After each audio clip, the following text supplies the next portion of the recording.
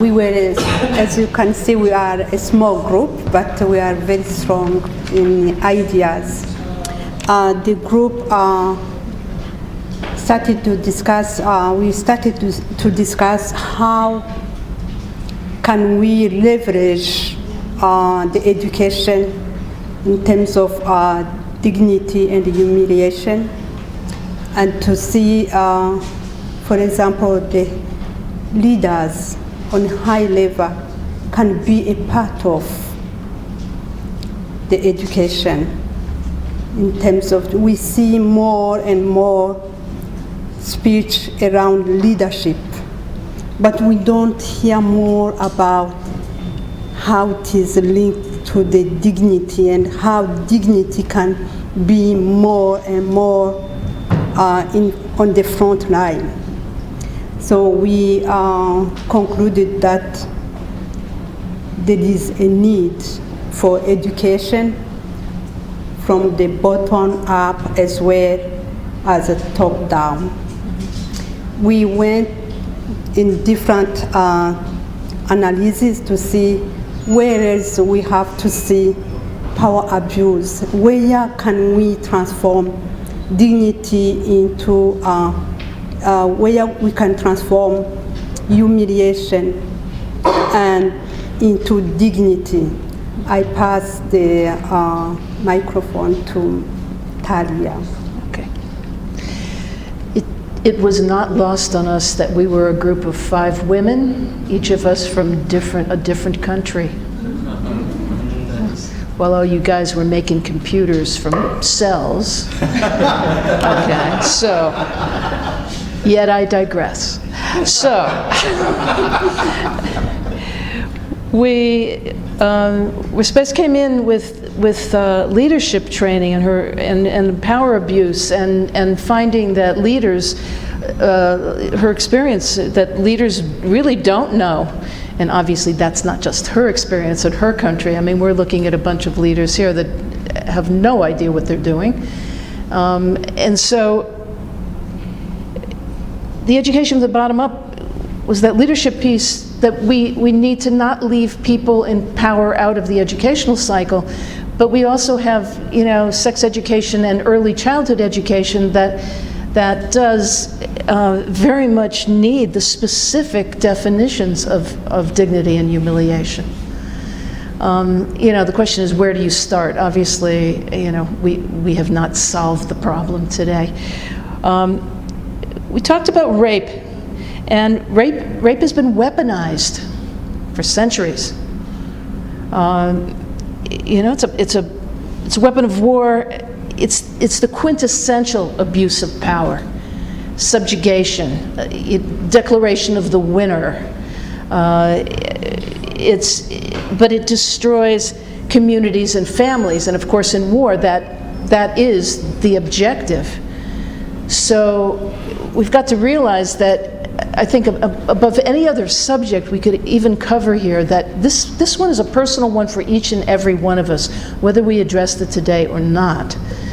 That we all have to go in and find our own point of dignity and humiliation in terms of who we are, how we've walked through the world, what we teach our kids, et cetera, et cetera. So, and we decided to make a couple of declarations.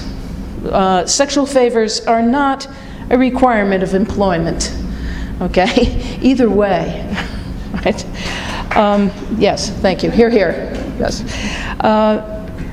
Women and men, and this is, I guess, is our message. We have a message to the world, and others of us are going to talk. But the message to the world is, women and men, we have to agree to recognize, and perhaps that's what's happening today, that we're talking about it, and everybody's pointing fingers as if nobody knew that this existed. It's kind of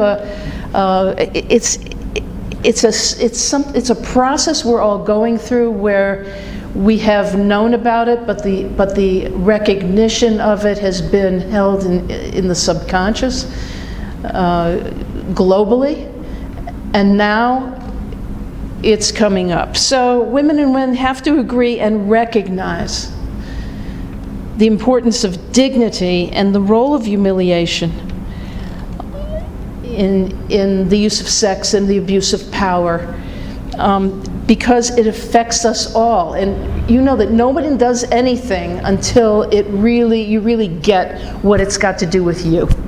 You know, first rule of sales, all the psychology I learned when I was in sales, you know, make me feel important about myself and, you know, and what's in it for me. I mean, you've got to connect. People have to make the connection. So we invite all of you to give it a few moments thought. What is that connection? I'm sure that you've given it many moments of thought, considering the climate we're in. But you know, what's my personal connection to this, and how can I bring in the specific terms of dignity and humiliation side by side with the word relationship? So, pass the mic. Yes, ma'am. I and Adair had slightly different perspectives on this because, perhaps because I've lived in Africa, not in darkest Africa like Spez has, but I started looking on it as an analogy between what we're doing now in terms of looking at different personalities and their aberrational behavior in a gestalt. And I think that we're struggling with that. You know, what is worse, what is better, what is okay? And I found that it was hard to equate Spez in a place like Tanzania or Burundi, where girls are used constantly as weapons or as victims. It seems to be the modus operandi that, you know, this is what happens.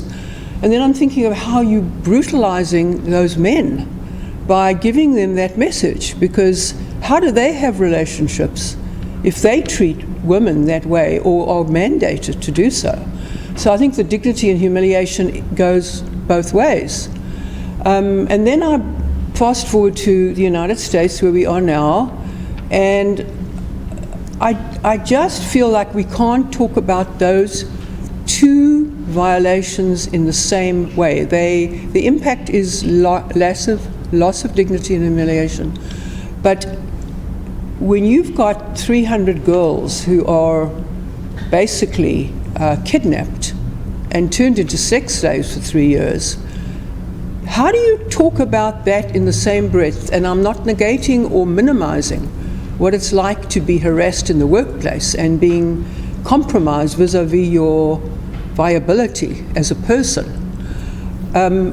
I think that's something. I think it's a fact. We can't equate the two.